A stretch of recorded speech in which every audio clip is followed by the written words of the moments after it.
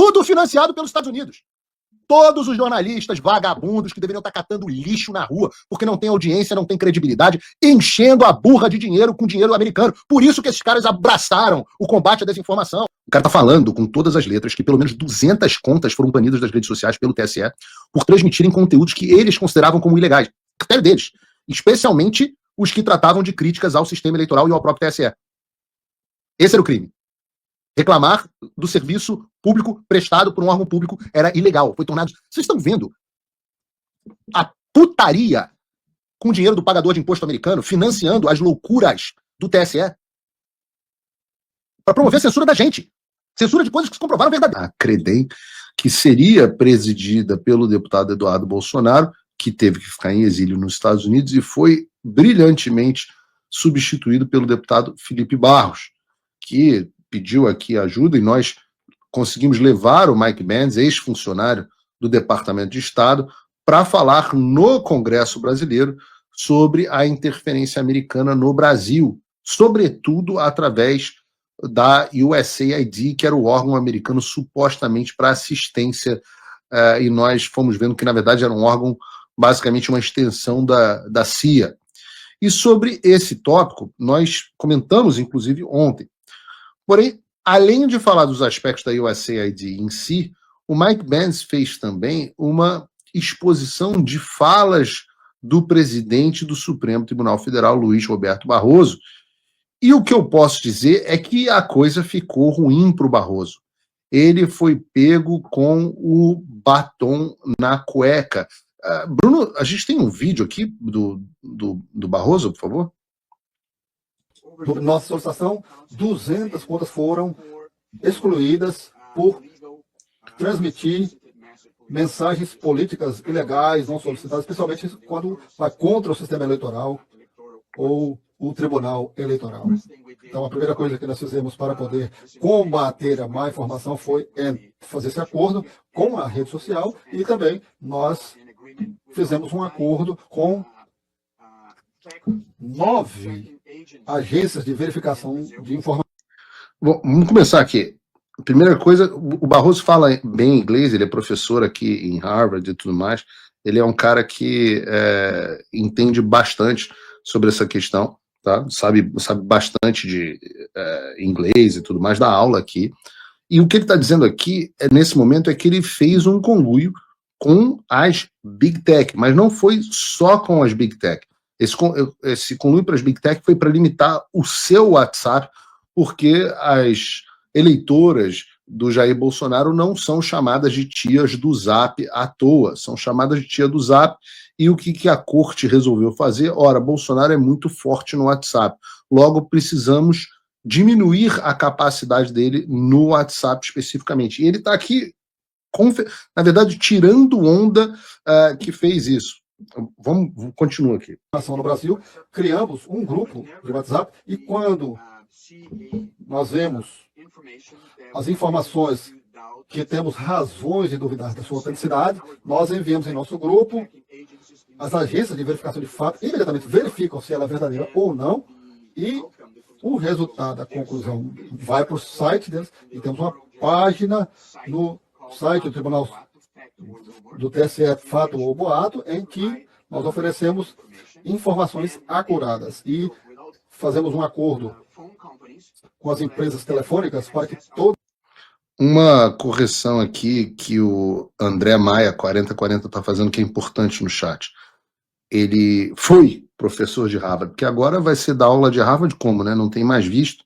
Então foi professor, era professor de Harvard, agora só se for via Zoom.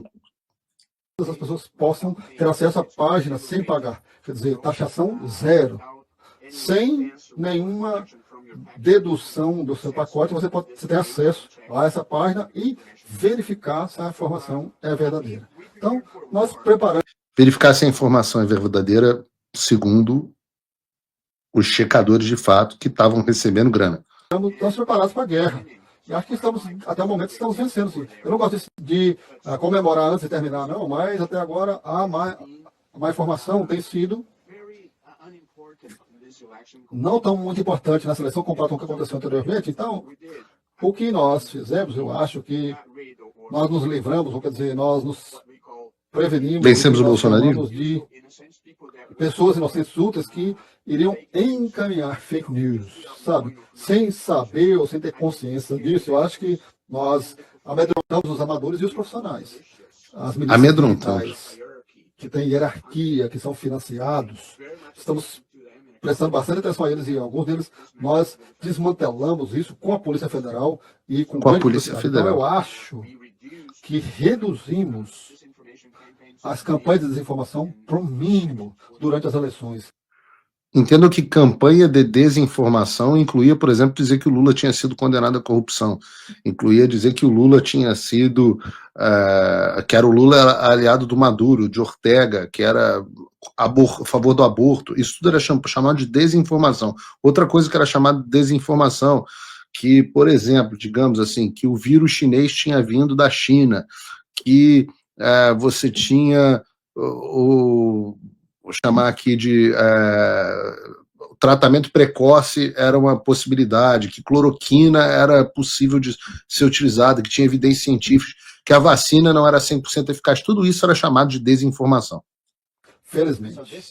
Então, que o Trump, na verdade, não tinha um conluio com a Rússia, que o laptop do Hunter Biden era evidência do que ele fazia, e por aí vai. Aqui, nós temos o chefe do Tribunal do TSE, coordenado diretamente com Wilson Sanders, financiado pelo governo americano, que trabalha próximo com o Departamento de História americano, que atende como o host para o USAID, para decisões políticas, trabalhando lado a lado com o TSE, como foi declarado que tem sido milhares de contas que são inocentes úteis, ele chama entre aspas, porque eles compartilham informações do Brasil que vai contra os tribunais. Vocês estão vendo uma confissão de culpa do ex-presidente do Tribunal Superior Eleitoral e atual presidente do Supremo Tribunal Federal. O cara está falando com todas as letras que pelo menos 200 contas foram banidas das redes sociais pelo TSE por transmitirem conteúdos que eles consideravam como ilegais. Critério deles. Especialmente os que tratavam de críticas ao sistema eleitoral e ao próprio TSE. Esse era o crime. Reclamar do serviço público prestado por um órgão público era ilegal. Foi tornado ilegal pelo presidente do próprio tribunal. E para tornar isso operacional, o TSE obrigou, a gente não sabe o quanto que foi em conluio, o Mark Zuckerberg até pediu desculpas pelas censuras dele, né? Mas ele, em tese, obrigou as empresas de rede social a firmarem acordos com o tribunal e estabeleceu parcerias com 9 agências de checagem de fatos no Brasil. Aí você vai ver quem são as agências de checagem de fatos. A AFP, que é a agência France Press, eu acho, né? A AFP. A agência Lupa, o Aos Fatos, o Boato.org, Comprova, o iFarsas, o Estadão Verifica, o Fato ou Fake e o UOL Confere. Ah, Paulo, mas essas são agências isentas.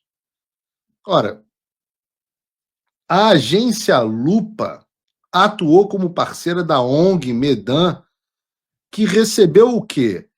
5,7 milhões de dólares da National Science Foundation para a criação dos checadores de fatos e para criar o Confirma 2022, que foi uma iniciativa do Tribunal Superior Eleitoral para combater a desinformação.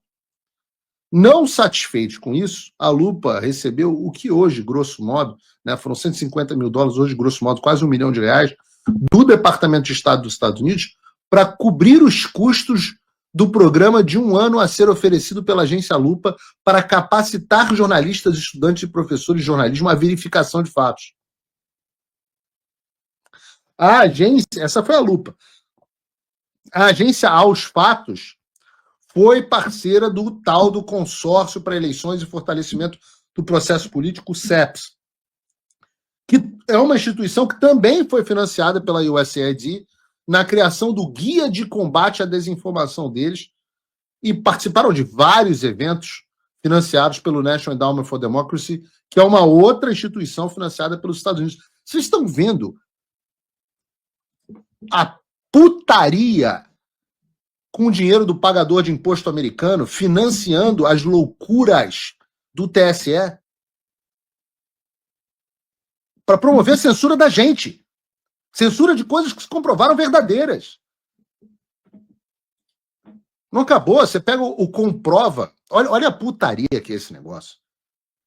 O Comprova era um consórcio liderado pela Abrage, Associação Brasileira de Jornalismo Investigativo, que reunia jornalistas de 42 veículos de comunicação, todos de esquerda.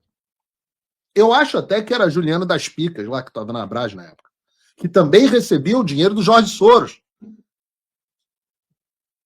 Essa mesma Abrage, que lidera o Comprova, recebeu $233 mil do Departamento de Estado entre 2020 e 2023 para a implementação de diversas iniciativas, dentre elas o programa de treinamento online para jornalistas de todo o Brasil, com o objetivo de combater desinformação eleitoral, impulsionada por inteligência artificial, e treinamento e mentoria para veículos regionais para habilidade de verificação de fato.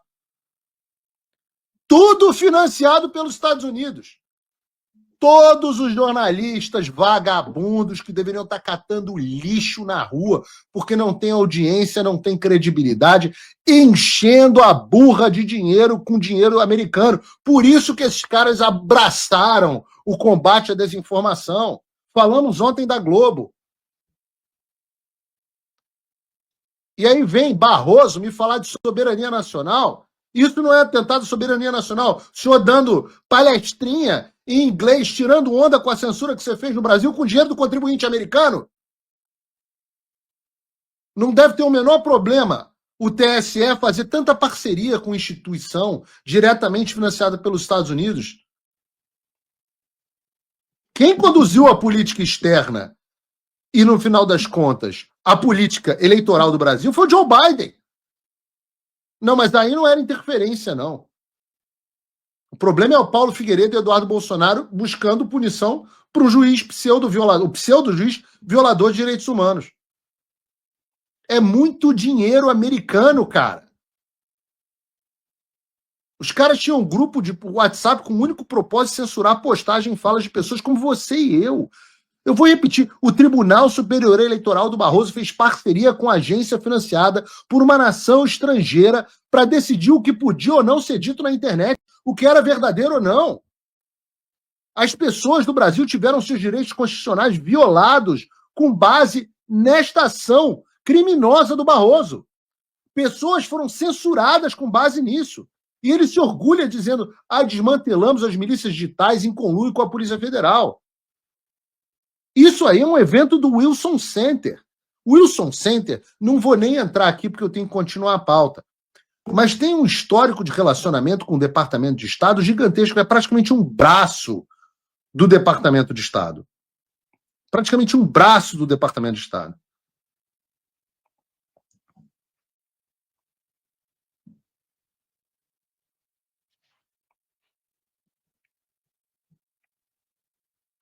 Eu quero falar com vocês sobre o Departamento de Estado.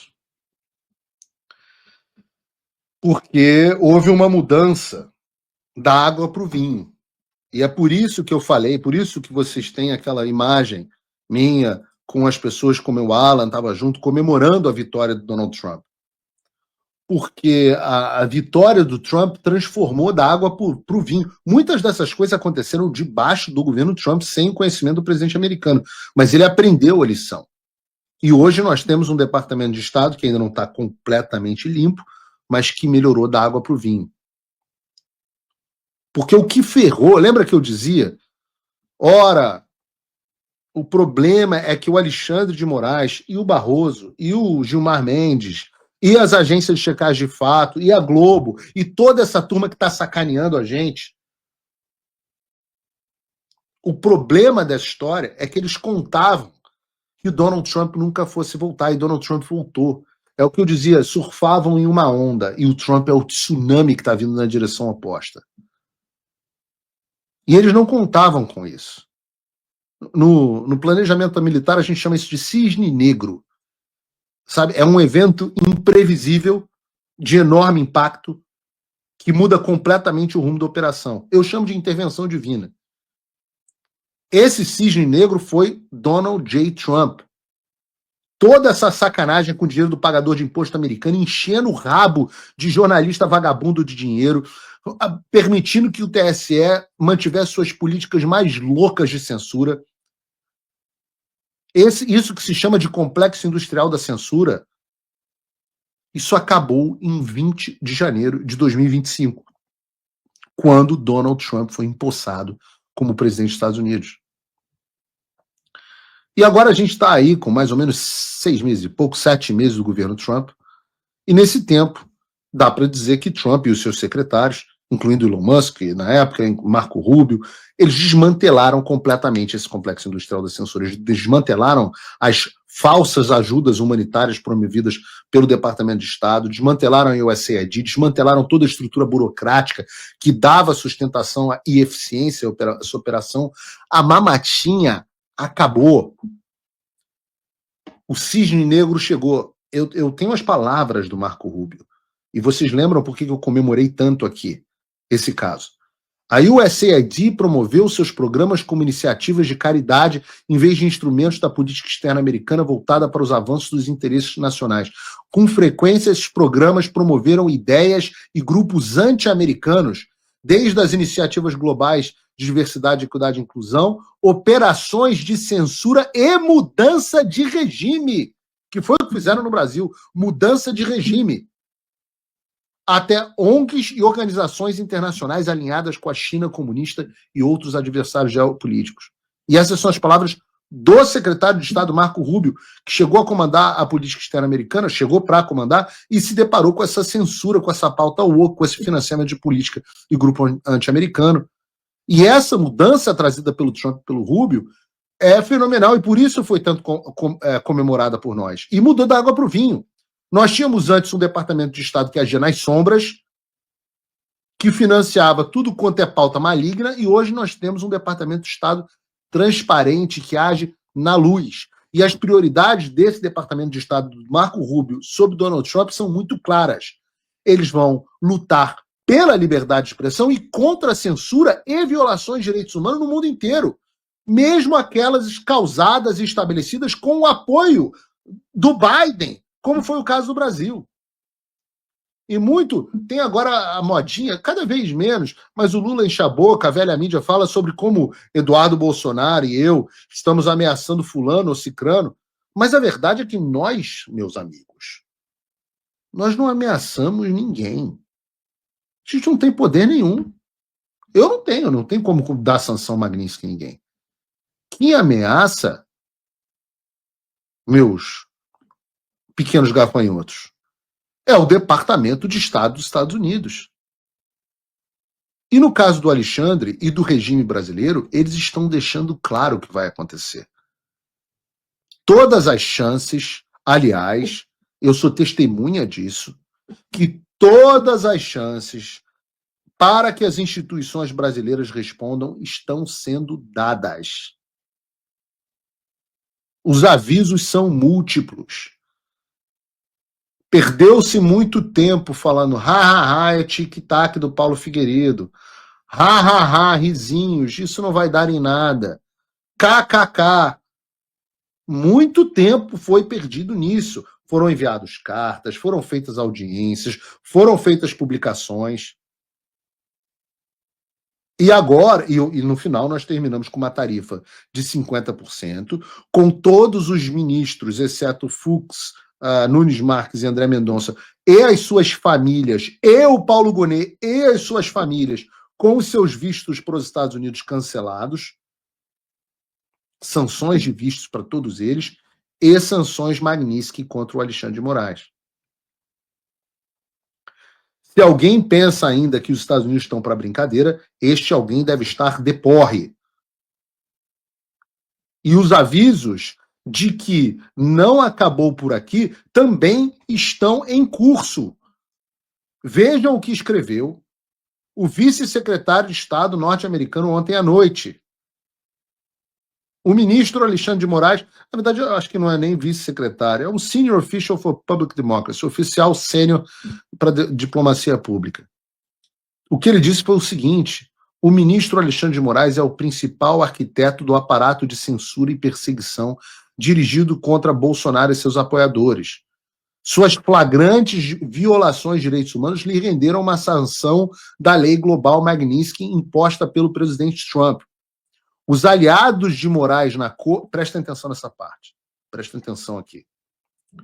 Os aliados de Moraes na corte e em outras instituições... Alô, Davi! Alô, Hugo! Estão fortemente advertidos a não colaborar nem apoiar as condutas sancionadas de Moraes. Estamos monitorando a situação de perto. Alô, Gilmar Mendes, alô, Barroso, alô, Mota, alô, Alcolumbre. Isto não é uma ameaça do Paulo Figueiredo. Paulo Figueiredo não comanda o tweet do oficial sênior da diplomacia pública, ou mesmo da embaixada dos Estados Unidos no Brasil, que republicou. Então, eu repito, nós temos com Trump e Rubio um departamento de Estado transparente que age na luz.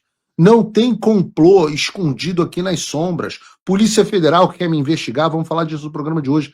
Tá tudo aí na cara de vocês. Os avisos estão sendo dados. Não tem brincadeira, não tem tic-tac. Ninguém mais pode, em sã consciência, achar que os Estados Unidos não estão falando sério. E eles estão avisando. E quem achar que a consciência não vai chegar, vai se ferrar em dobro. Eu diria, por outro lado,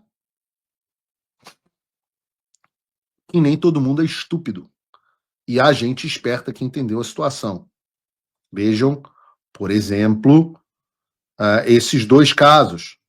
O CEO, na semana passada, do Bradesco, dizendo que eles não vão discutir a lei Magnitsky, mas vão cumpri-la. Esse é o CEO do Bradesco. E agora, recentemente, na tarde de ontem, o CEO do Itaú dizendo que eles cumprem rigorosamente as leis de todas as jurisdições em que se encontram, inclusive a americana. Ou seja, é Magnitsky. Vem Magnitsky, leva esse dinheiro. Ou seja, conta no Bradesco e no Itaú, o Alexandre já pode esquecer. E as demais virão, em curso, os grandes bancos ditam os caminhos.